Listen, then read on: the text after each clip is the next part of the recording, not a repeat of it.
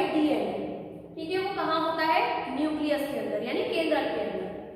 इसी न्यूक्लियस की सूचनाओं के आधार, मतलब इसी जो डीएनए है इसकी सूचनाएं जो इस पर होती हैं, उन्हीं के आधार पर इसका फॉर्मेशन होता है, प्रोटीन सिंथेसिस होती है, पॉलीपेप्टाइड चेन का फॉर्मेशन होता है, और कहाँ होता है, साइटोसोल में, ठीक है।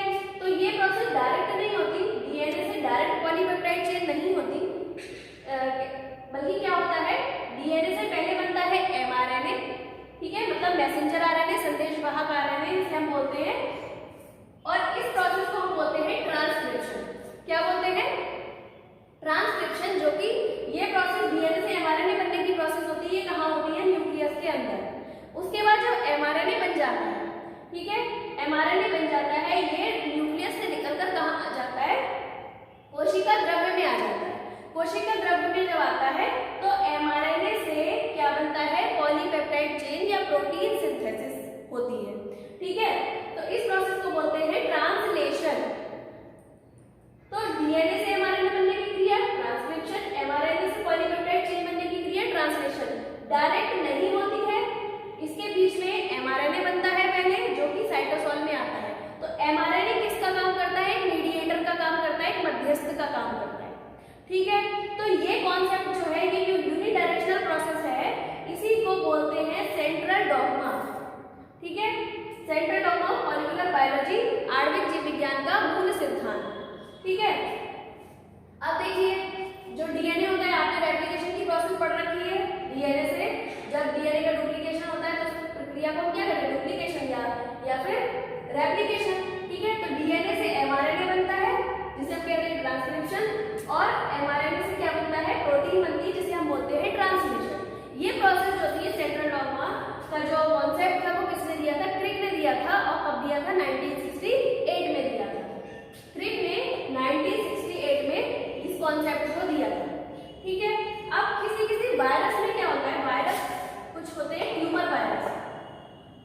ट्यूमर वायरस, इसमें क्या होता है, जो आरएनए होता है उससे डीएनए बन जाता है, ठीक है। आरएनए से क्या होता है, उल्टा डीएनए बन जाता है। तो इस प्रोसेस को हम क्या बोलते हैं, रिवर्स ट्रांसक्रिप्शन। देखिए, जब डीएनए से आरएनए बनता है तो ये कहलाती है प्रोसेस ट्रांसक्रिप्शन, जिसमें कि आरएनए पॉलीमरेज एंजाइम हेल्प करता है, और इस प्रोसेस को हम आगे भी डिटेल में पढ़ेंगे, ठीक है, ट्रांसक्रिप्शन को भी और ट्रांसलेशन को भी। ये प्रक्रिया क्या कहलाती है, ट्रांसक्रिप्शन, जो कि किसकी हेल्प से होती है, आरएनए पॉलीमरेज एंजाइम की हेल्प से होती है। लेकिन जब आरएनए से दोबारा डीएनए बन जाता है, तब हम इस क्रिया को क्या बोलते हैं, रिवर्स ट्रांसक्रिप्शन बोलते हैं, और ये किस एंजाइम की हेल्प से होता है, रिवर्स ट्रांसक्रिप्टेज एंजाइम की हेल्प से, ठीक है। इस प्रोसेस को, ये जो रिवर्स ट्रांसक्रिप्शन, और ये होता है किसमें, ट्यूमर वायरस में, ऐसी प्रोसेस ट्यूमर वायरस में होती है, और ये किसने दिया था, टेमिन एवं बाल्टीमोर। टेमिन और बाल्टीमोर जो साइंटिस्ट थे, इन्होंने इस प्रोसेस को दिया था, ठीक है, और कब दिया था, 1975 में दिया था। इस प्रोसेस को, रिवर्स ट्रांसक्रिप्शन की जो प्रोसेस होती है, इसे टेमिनिज्म भी कहते हैं। क्या कहते हैं, टेमिनिज्म,